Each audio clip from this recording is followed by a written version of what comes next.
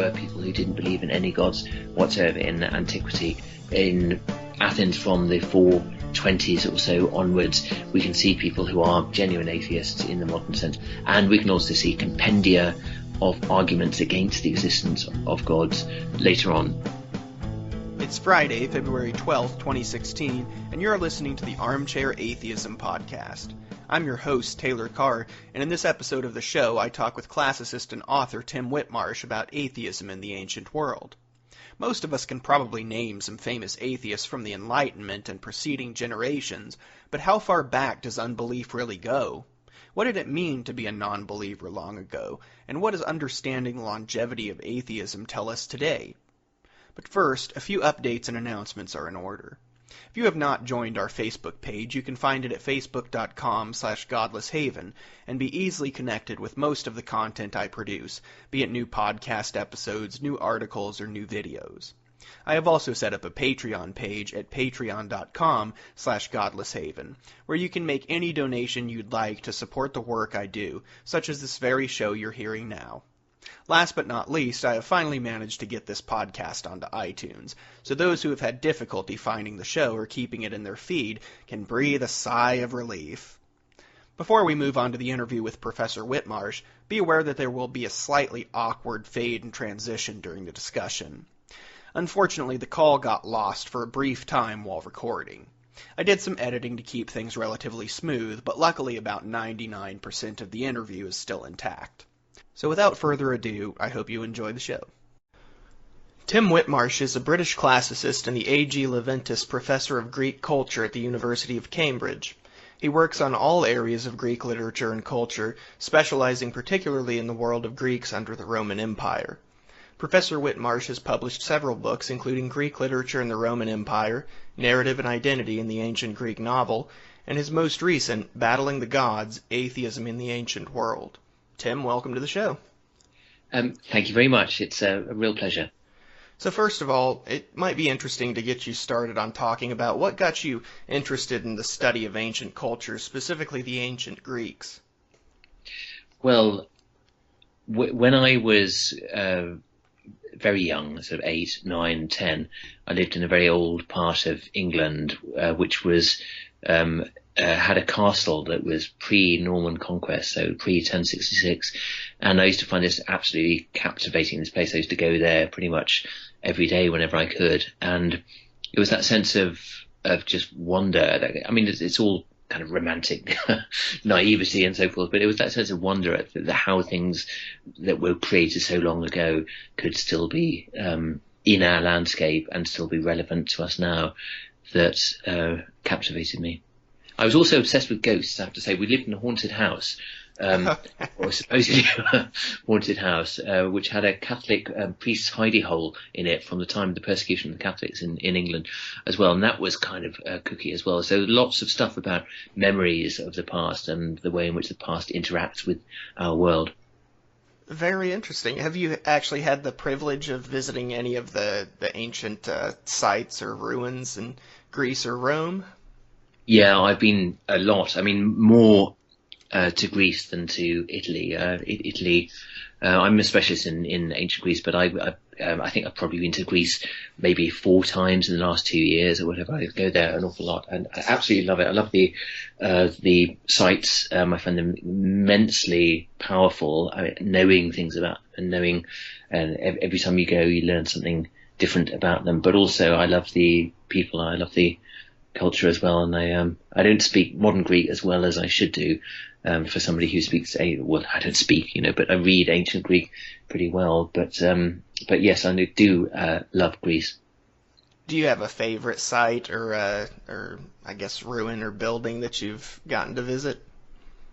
Ooh, that's a really like asking you to choose between your children. I mean, it's So, okay, so if the question were, where would you go for your first visit to Greece? My answer would be inevitably Athens, because Athens is such a sensational, wonderful city. Thessaloniki is also a great city, and Thessaloniki you still have the city walls that were created in late antiquity and so forth, and it still feels as if it's still kind of visibly structured by the ancient remains. But there are so many wonderful sites, so many sort of little out of the way places. I remember I was recently on the island of Icaria, which is not a well-known tourist destination, and you can wander up to the peak of Byzantine castles and you can see absolutely nobody up there. You can see for miles around, and it's extremely dangerous because if you take a false step, you're tumbling down the hillside, things like that. It's just such a wonderful place to visit ancient sites. Yeah, my fear of heights might keep me away from some place like that. Well, I'm not good with heights either, actually. I'm not good with flying, and I'm not good with heights. And when you fly to Icaria, you fly with Aegean Airlines. Sorry, no, it's Olympic Airlines, and their frequent flyers club is called Icarus. Okay, I know if you know this, Daedalus Icarus. So the whole experience for me was rather terrifying, but really rewarding, massively rewarding. So how did you actually come into researching and writing about atheism in antiquity? Well, it was a mixture of my classical interests, and I mean, I did feel as if there was a gap in the market for a book on ancient atheism. The study of Greek religion, I find, immensely rewarding. What the Greeks thought about their gods is one of these endlessly fascinating topics, because there's so many diverse ideas, because they're not a culture that have a Bible, and they certainly aren't a culture that have, a papacy or something that decides what the correct way of interpreting the Bible is. So they have, a very diverse range of beliefs about the gods, including there are a number of people in antiquity who, this is what the book is essentially about, are a number of people in antiquity who don't believe in gods at all. So I did think there was a sort of an academic gap there as well, but it's also, clearly a personal thing. I was brought up Catholic and am now an atheist, but I'm not a kind of hollow in your face atheist. I'm not one of these people, I'm just endlessly interested in questions about, what people actually believe about the world around them and what's not in the world around them. So today, on that subject, actually, religion is often very bound up with morality, as we see in the West, and seeks to prove that it can coexist with and even complement science. That's kind of one of the big debates of the modern age, yeah. I would say. So how did religion, specifically in ancient Greece and Rome, differ from what we see with it today? The obvious answer to that is that they have many gods, whereas we have one god. And they also have many types of gods, because when we think about the ancient gods, we tend to think of the 12 Olympians, Hermes, Athena, and so forth. But they have, rivers might be deified. They have nymphs as well. They have personified abstractions like fortune and so forth, which can actually receive worship. So that's one of the obvious differences. But I think, and I think that's really important, actually, that sense that the plurality of modes of belief in the divine in the ancient world makes for a much more sort of flexible and fluid idea of what you're doing on the planet, and much more, and encourages much more experimentation with ideas.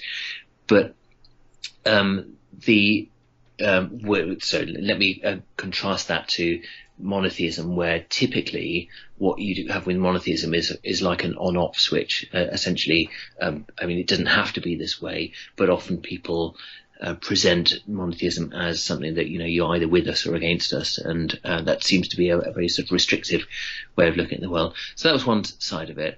But the other side of it is that the Greek gods tend to be amongst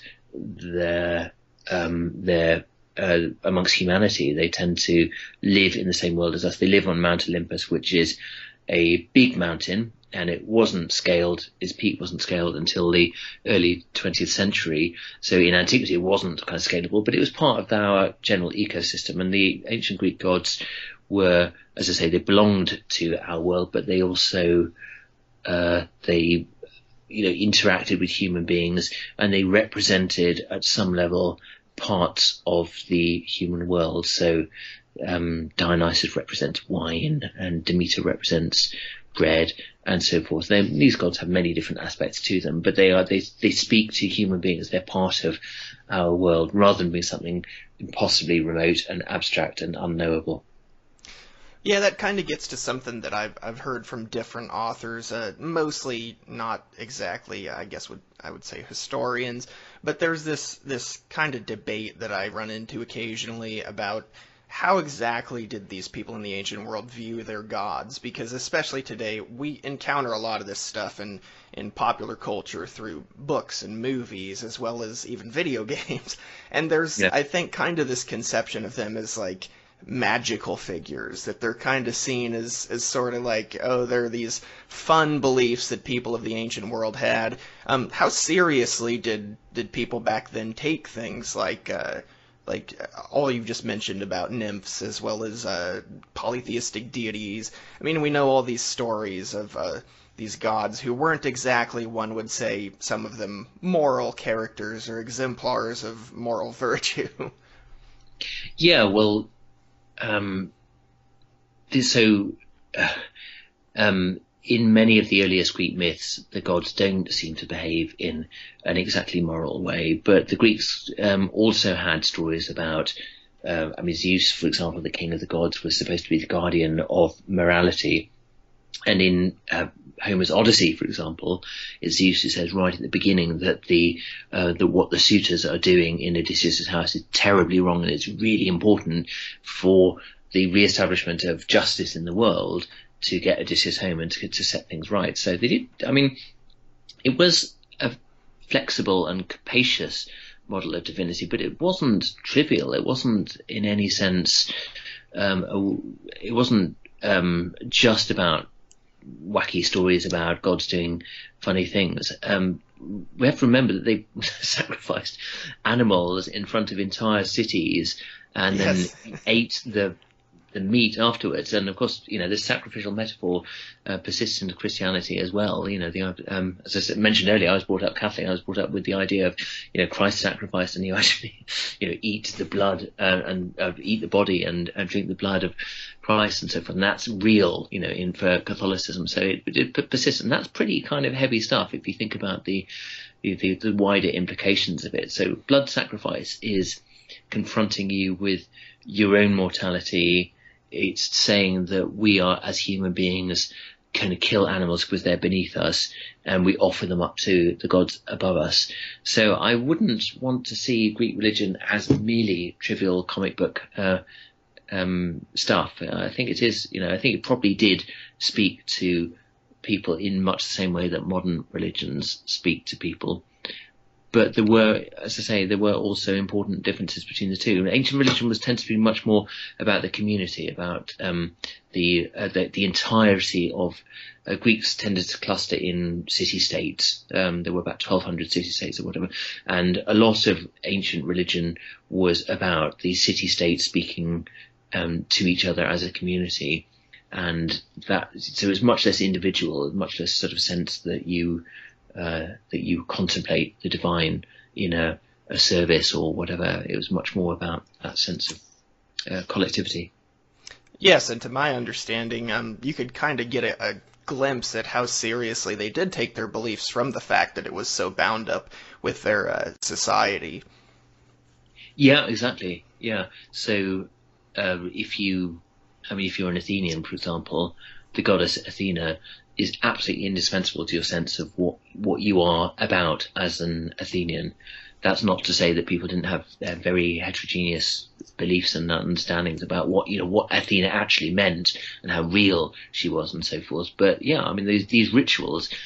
One of the other distinctions that people make between ancient Greek religion and modern religion is the heavily ritualized nature of it. People distinguish between religions that are based on the act of doing and modern religions which are based on the act of belief, if you like. I don't think this is a watertight distinction. I think a lot of modern religion, for example, is really essentially about the community and essentially about tying people together through shared acts of ritual. But it's, in a way, it has a certain truth to it, that opposition. So atheists, you've already kind of mentioned the new atheists, but there are some who, like theists, seem to like to latch onto historical figures who they label as their own, when in fact doing a little bit of digging sometimes reveals that these individuals were not really atheists in most senses of the term. And so an example from the ancient world that I can think of would be Epicurus. One of the earliest formulations of the problem of evil has been attributed to him, but his remarks in some of his own writings seem to indicate a more deistic, or I guess you could maybe even say polydeistic view of the gods and the divine.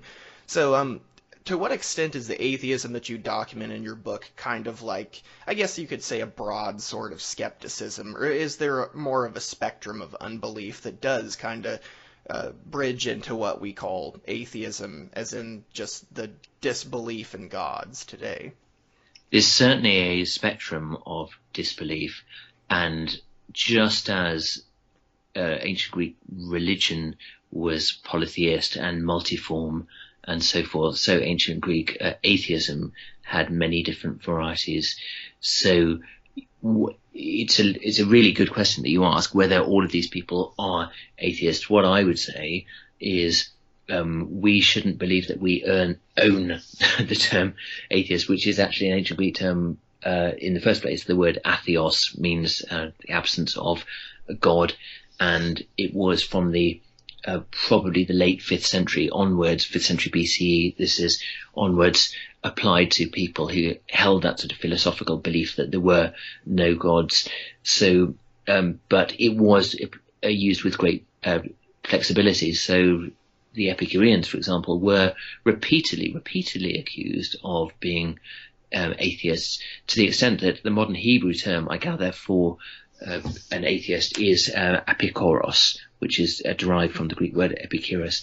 So what the Epicureans thought about the gods is to put my scholarly hat on for a second, I mean, it's much contested. There are different versions in different scholarly accounts, but I would say that the Epicureans did accept a form of divinity. But the thing about Epicureanism is that it's a form of radical materialism, that everything is made of either matter or gap, void, the void between different atoms. The Epicureans come up with, well, they don't come up with, but they popularized the idea of everything being made out of atoms.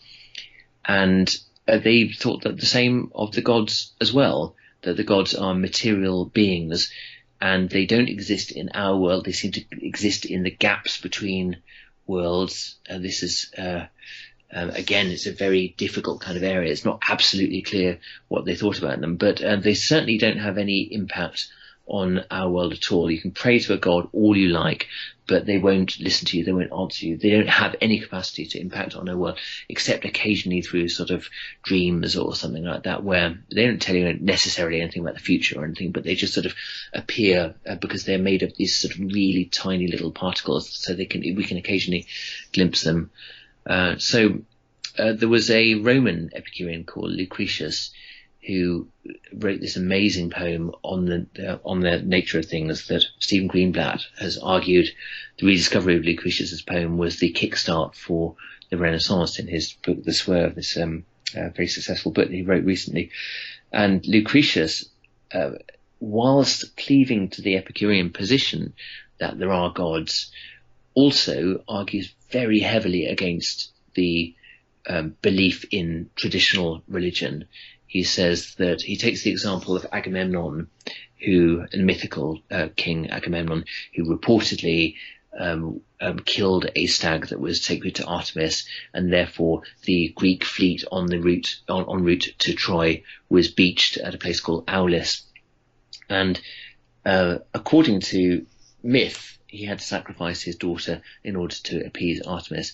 And Lucretius says, what a terrible model. I mean, isn't that about the worst kind of moral paradigm that you could possibly get, where you actually have to kill your own daughter in order to please a deity? How could you possibly imagine a world like that? And he comes up with this famous line,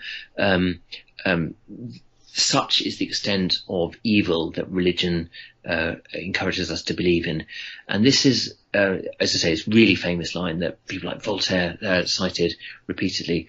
But I think that kind of qualifies Epicureans for a flexible definition of atheism.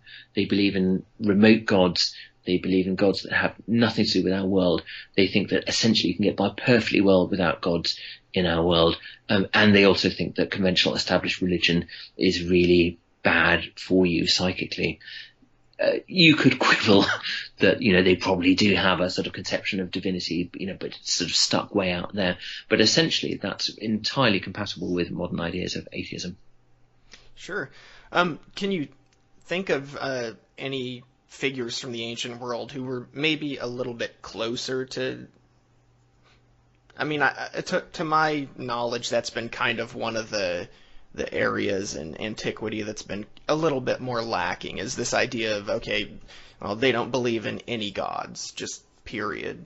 Is there anybody that even comes maybe a little bit closer to that than the Epicureans or Lucretius? Yeah, certainly. So in the 5th century BCE in Athens, you get a cluster of people who are known as atheists, known as atheoi. So as ever, scholarly hat on and so forth, we have to be cautious about the evidence and so forth. But the ancients believed them to not believe in the gods. And in fact, actually, there was a law passed in Athens in about 432 BC, promulgated by a hyper-religious person who was mocked by his peers, and particularly by the comic poets, for being obsessed with religion and obsessed with silly dances and dancing to drums and that sort of thing. And this law was against those who didn't believe in the gods. The Greek word is phrased as men or midzaintus theos, not believing in the gods. And this it seems to have had both a negative effect in the sense that it created a category in law that could be used to prosecute people who held heretical views about the gods, and including with Socrates. Socrates fell foul of exactly the same decree. But it also seemed to have catalyzed a generation of people who actually explored ideas of radical disbelief. And now, again, I always have to say that the evidence is difficult, but Protagoras, the sophist Protagoras, I would say, argued that there were no gods, because Protagoras had a view of the world that said that you can only know things if you can perceive them, and you can't perceive gods. You have no proof for gods. Therefore, for you gods don't exist. Then there was another guy called Prodicus who argued for the cultural constructedness of religion. He thought that people lived in a primitive world originally where they didn't understand the world around them very much.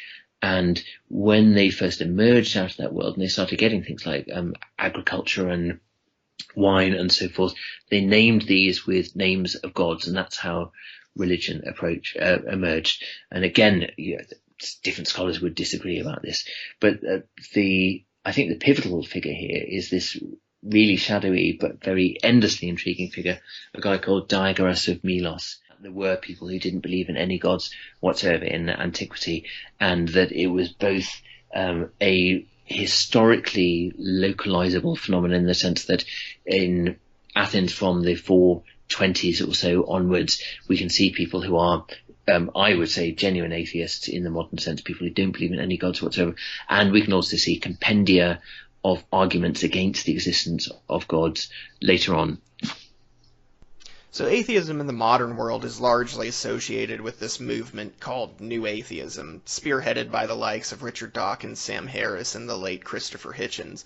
This New Atheism, kind of like you've already talked about, is distinguished, I guess, from old atheism, maybe in the stridency of its tone. So can you talk a little bit about how this contrasts with atheism in the ancient world?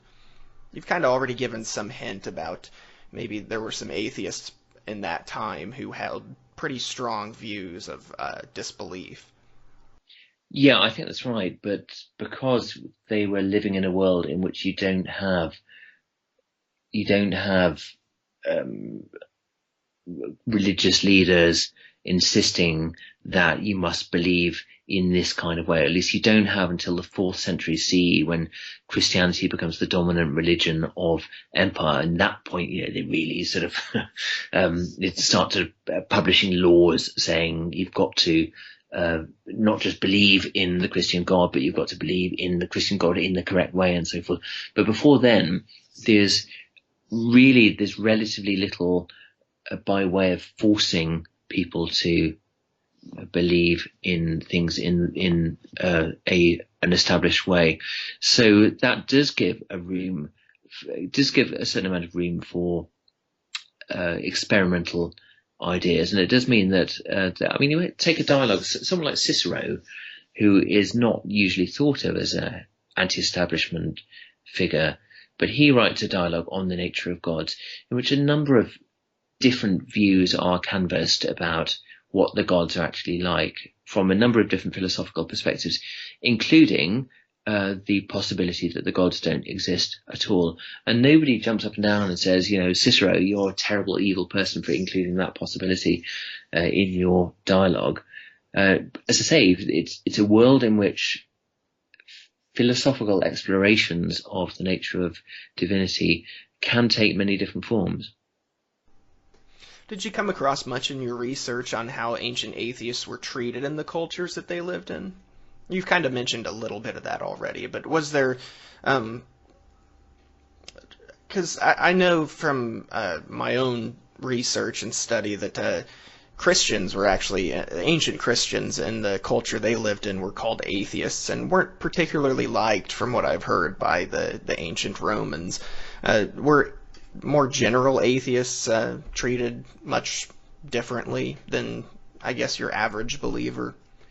Well, I mentioned earlier, and this may have got swallowed into the the bit where the Skype connection cut out, but I mentioned earlier that there was a law promulgated in Athens in about 432 BC that banned those, or that threatened severe consequences for those who didn't believe in the gods. So there was a window when Athens, which, we tend to think of as pretty progressive and radical democracy and so forth, when Athens actually did seemingly persecute atheists, not many of them, but the most famous victim of that was Socrates.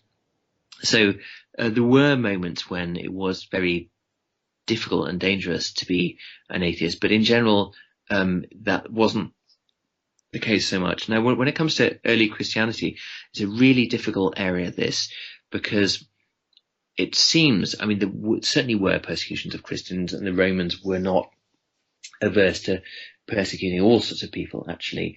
But most of our evidence for the persecution of Christianity comes after the Christianization of the Roman Empire, and it comes in the form of these martyrats, these celebrations of the day in which X or Y was martyred for the faith. So they're actually sort of propagandistic texts, and some people, again, scholars, this is the great thing about ancient history, that we can have people look at things from different angles. Some people see these texts as pretty propagandistic and ideologically charged texts that may have very little relation to reality, and other people take them as something closer to historical truth about the Romans' repression of Christianity. One thing I would say is that what you mentioned about the Christians being called atheists, that is almost entirely, that I think there's one ancient text that doesn't fit this paradigm, and even that, I think there are other ways of reading it, almost entirely a Christian claim. Interesting. So Christians like the idea that Romans called them atheists, and then they typically, the way that the story typically goes is they call us atheists, but they're the real atheists. So it's in a way, it depends how cynical you want to be, but in a way, if you've taken the cynical reading of it, you could say that Christianity invokes the ideas that the Romans called them atheists in order to flip that around and call the Romans atheists. And that's actually one definitional change that is really evident, that comes in from the early first century CE onwards, is that atheism in certain contexts ceases to mean a philosophical belief in the absence of gods, and starts meaning somebody who doesn't like my God. And that's it starts at the first attestation of that meaning is in a Jewish writer, Philo of Alexandria.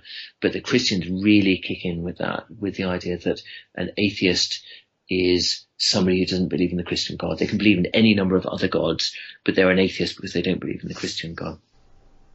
Yeah, and there's some objection today to this common thing that you hear from especially the new atheists about, I just believe in one less God than you. I guess apparently that was a little bit different back then. Yes, yeah. It's a nice line. Were there any particularly interesting accounts for you personally of atheists in that time period that really kind of stood out to you among the others? You mean in late antiquity, or? Yes. Yeah. Well, the works of Lucian are always good fun. Lucian was a 2nd century satirist from Commagene, which is in modern Turkey, and it's very close to the Syrian border. I've actually visited that area. Beautiful area, but obviously very difficult position at the moment with the Syrian refugee crisis. So Lucian was antiquity's most cynical wit, and he's endlessly generating these squibs against the gods and against the possibility of belief in the gods. And there's one dialogue that he comes up with called Zeus the Tragedian, and it's called Zeus the Tragedian because it opens with Zeus in full tragic flow, saying, the world is terrible, blah blah blah blah, and then another god comes to him and says, why is the world so terrible? Zeus, tell me about it. And he says, well, basically we're being argued out of existence by an Epicurean on Earth. So the gods decide that they have to go and listen to this argument, and it's an argument between an Epicurean who doesn't believe in the gods at all, doesn't believe in divine providence, and a Stoic who does believe in gods and does believe that the gods have a providential care for humanity's well-being. So the argument proceeds, and initially the gods think, that's great, it's going really well, because the Stoic seems to be okay. But after a while, the Stoic starts getting tired, and the Epicurean starts weighing him down. And it's a wonderfully sort of witty version of things, because the gods are fearful ultimately that they will be argued out of existence by the power of philosophical reasoning. And so, the gods are there and they're listening to it.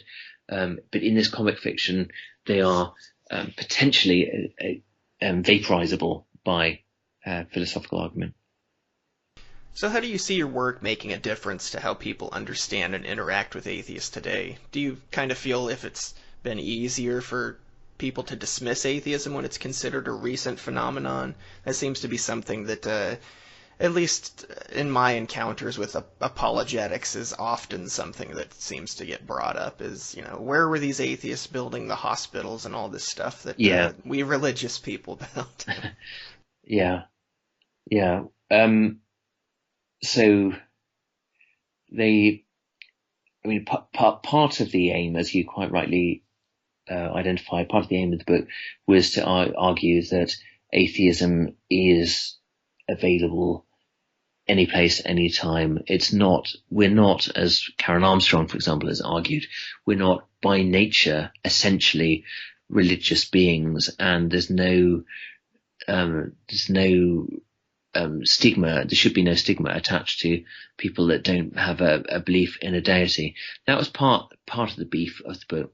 I focus on Greece and Rome, as I mentioned earlier, partly because, I'm a specialist in this area and I love the civilizations of ancient Greece and Rome, but partly also because they are our best recorded ancient societies by some distance. You can tell a similar sort of story for China or India as well. They do have material that fits into this pattern, but it's much more complex and it's much more, and as I say, it's not really my area. So that idea that atheism is not something that is new, it's not something that is necessarily deficient, or it's not a pathology of modern civilization. That was really important for me when writing the book. But I think the the take-home message that I'd want to give really is this thing about classical antiquity saw a transition from a very plural world in which every single city in the Greek world, for example, I mentioned earlier 1,200 separate city-states, every single one of these had their own form of religion, but they coexisted because they recognized that religion was open-ended and it had many different varieties, including, as I say, disbelief. But you have your God, I have my God. And when they went to other countries, they went to Egypt or something, and they'd say, okay, well, so your Ptah is equivalent to our Hephaestus, and that's okay. We can work that out. So they didn't have the sense of religion as a site of conflict that we do now. And I think our idea of religion that we have in the modern world was forged in eras where religions were very much tied to nation states, and you could assume a kind of unity. And if you didn't have that kind of unity, well, you just go and persecute the, the Jews or the Catholics or whatever, until they sort of disappeared and you had that unity. But we don't live in a world like that anymore. We live in a massively interconnected world in which all sorts of people believe all sorts of things, and not just about religion. They also believe all sorts of wacky things about, about trickle down economics or whatever. There are all sorts of, as I say, bizarre, unsubstantiated beliefs that people have. And I think we need to recapture some of that sense of living in a plural world. If that means some diminution of the state power of monotheism, I think that would be the, I'm not saying that my book will necessarily achieve that, but I hope my book is a kind of push in that direction, so that we can really accept that our beliefs are, local to ourselves, but they don't necessarily erase the legitimacy of other people's beliefs. Well said. What do you have coming up in the future then? Are there plans to continue with looking at religion and unbelief, or are you kind of moving back towards the ancient world in general? Well, I'm doing a number of things at the moment, but one of the perhaps the most interesting thing for your listeners would be I'm writing a piece on the borders of Europe, and I'm trying to argue in this.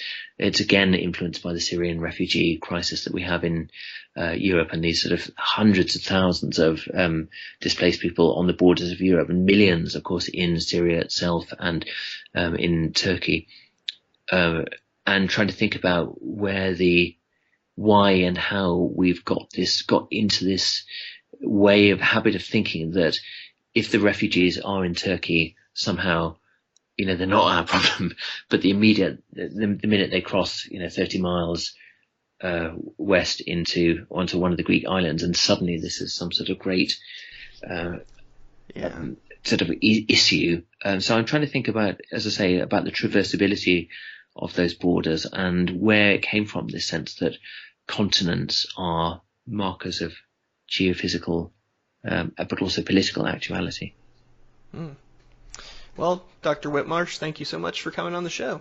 Thank you so much for having me. It's been a real pleasure. I'd like to thank Professor Whitmarsh for coming on the show. If you'd like to find out more about him, you can access his website at classics.cam.ac.uk/directory/Professor-Tim-Whitmarsh. His Twitter handle is at TWHITTER Marsh, and you can find his books, including Battling the Gods, at sites such as Amazon, Barnes & Noble, or iBooks. These links will also, of course, be included in the description to this episode at godlesshaven.com. At godlesshaven.com, you can also find out more about the show, more about myself, and plenty of additional content. Music in the show is my own work. Thank you for listening, and please join me again in the not-too-distant future for another episode of Armchair Atheism.